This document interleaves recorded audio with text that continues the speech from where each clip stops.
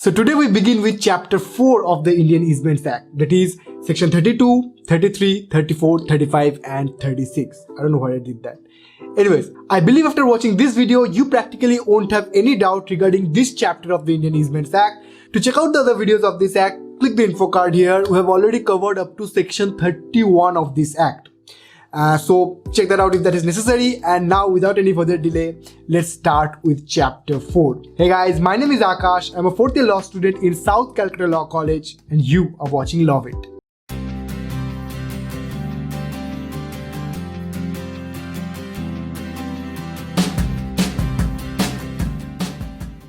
Okay, so starting off with section 32. The owner or occupier of a dominant heritage is entitled to enjoy the easement right without any disturbance. Now, this is fairly obvious, right? If you are the dominant owner of a particular property and you have an easement right on it, then you have an exclusive right on that easement against the whole world to enjoy it peacefully. If anybody disturbs that right, be it the servant owner or any other third person, you have a right to sue them in a court of law. But here comes section 33. So section 33 basically says that yes, the dominant owner has a right to file a suit against a person causing a disturbance to the easement, but he can only do that if that disturbance causes a substantial damage to him. Okay, now there are 3 explanations in this section which basically explains certain scenarios that can be regarded as substantial damage. Let me quickly go over them. So explanation 1 of section 33 says that if the person causing the disturbance to the easement does an act that affects the evidence of the existence of the easement or materially damages the dominant heritage, then that will be regarded as substantial damage. So materially damaging the dominant heritage is pretty simple. You can understand that that will obviously be a substantial damage. I'll give you an example where the disturbance affects the evidence of the existence of the easement and it will be regarded as substantial damage. So suppose this house is owned by C. Now C rents this house to B. B is now occupying this as a tenant. Now suppose C had a right of way over this property of A to get into this house. But since now B is living in this house, he is the effective occupier of the house and he will be the effective dominant owner of that easement right of way. Right? Now suppose A permanently blocks this way by constructing a wall or something, whatever, he permanently blocks this way. Now B, suppose he has another way to get into that house, so he doesn't complain. Now we will think that since B has another way to get into the property, there is no substantial damage and hence no case of filing a suit. But C can file a suit against A because this affects the evidence of the existence of the easement right that C had over the property of A to get into his house. When the tenancy of B would have been over, he would have got back the property and he would have got back his easement right through reversion. But now, since he is blocking the way, the evidence of existence of the right is at stake. And now, after the tenancy of B is over, when he gets back the house, A can claim that there was a interruption in the usage of that easement right, and so C cannot get that right by reversion, and hence this will be regarded as a substantial damage, and C can file a suit against A in a court of law. Alright, so if that was clear, now let's move on to explanation 2.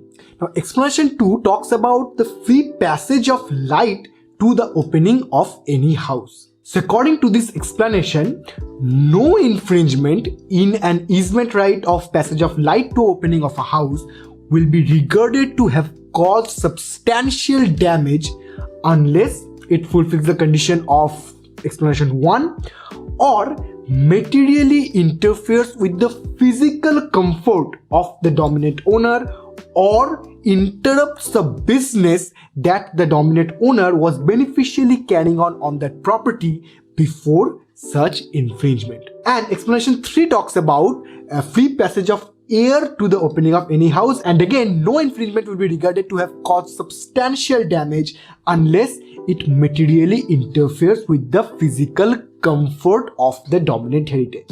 Now, it is not necessary that it has to cause a injury, physical injury, but it sure needs to cause a physical discomfort that can be proved in a court of law. And if that happens, then the infringement will be regarded as to have caused substantial damage, otherwise not. Now I'll give an example that will make the concept of both this explanation very clear. So there is this famous case in England between Mr. COLLS and Home and Colonial Stores, famously known as the COLLS case, which explains these explanations properly.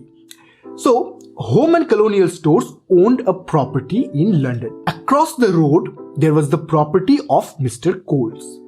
Now on that property, there was this building, right? In the ground floor of that building was a clerk's office. Now Homes and Colonial Stores planned to construct a tall building on their property. Mr. COLLS contended in court that if this building gets constructed, it will affect the amount of light that was going to the clerk's office in the ground floor of his building. And so he wanted an injunction on the construction of the building on the property of Homes and Colonial Store. The court very interestingly observed that the injunction cannot be provided in this case because the mere fact that the amount of light that was being received has been diminished or decreased is not enough reason to grant an injunction. The plaintiff needs to show an actual physical discomfort or an actual hamper of the business that was being beneficially carried out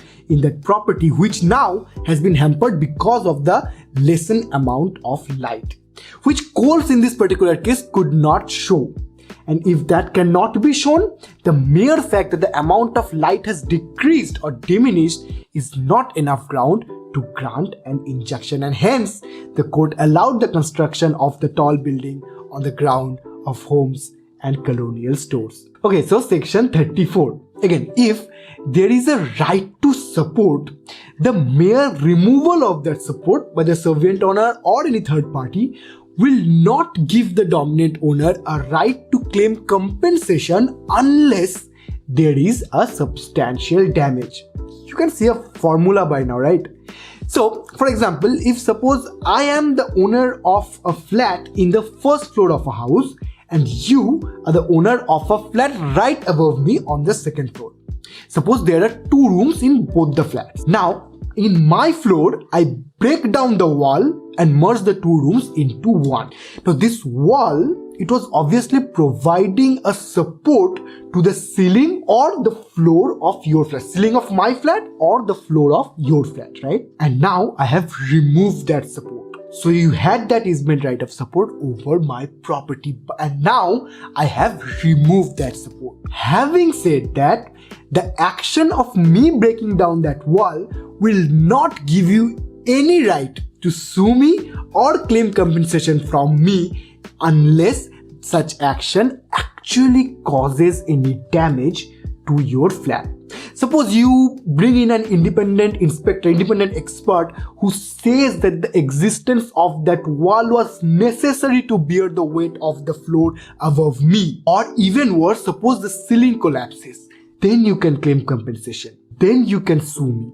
Otherwise not. You have to show that the support was so crucial to your flat that the removal of the support is now causing a substantial damage to the stability of your property. Unless you can show that, me removing that support will not make you eligible to file a suit against me or claim compensation from me. Okay, so section 35 talks about the scenarios when an injunction can be granted on the disturbance of easement. An injunction, as most of you would know, is a direction of the court compelling someone either to do something or not do something.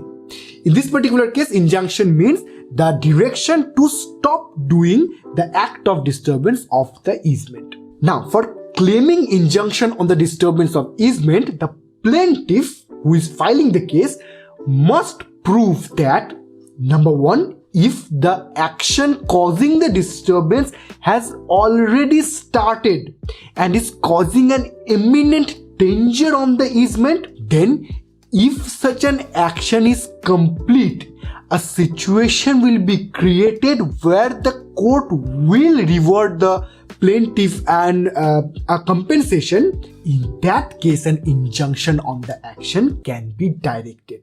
We'll see an example, but before that, let's see point number 2, the scenario number 2 where injunction can be granted. Point number 2 is, if suppose there is an threat or intention of doing an act of causing disturbance, which if done will make the plaintiff eligible for claiming compensation, or will cause a scenario where the court will allow or will award the plaintiff a compensation. On such an act, injunction can be granted. Okay, let's see examples. So basically it means that whenever the act, when completed, will cause substantial damage to the dominant heritage, the injunction on that act can be granted. So imagine the previous example where the action of me breaking down the wall in my flat was causing a lack of support on your flat.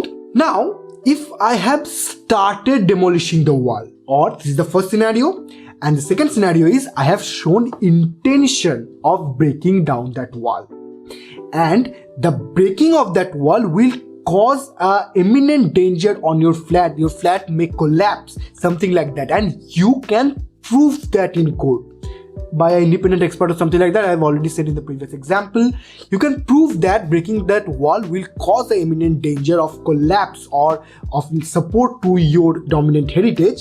In those cases, you can ask the court to grant you an injunction on me from breaking down that wall, either before completely destructing the wall or even before starting to destruct that wall, as the case may be. If I have already started demolishing it, the injunction will stop me to demolish it further. If I have shown intention, it will stop me from demolishing the wall at all. Whatever the case may be, such an injunction will be granted. But it is important that you prove to court that if the wall is completely demolished, it will cause a substantial damage to your dominant heritage, and hence it is better that the injunction is now put on such an action. Okay, so get excited. We have reached the last topic of today's discussion, section 36.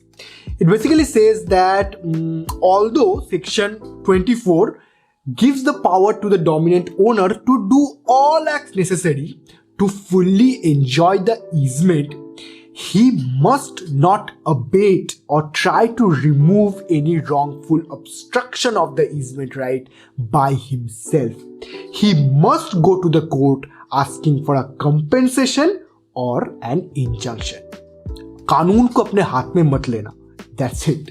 By the way, do not confuse between abate, which is used in this case, which means removal or reduction, and abate, which means instigation or helping. So just keep that in mind. Alright, so that's it for today's video. Like the video if you like it, subscribe and press the bell icon to receive updates of videos as soon as I post them.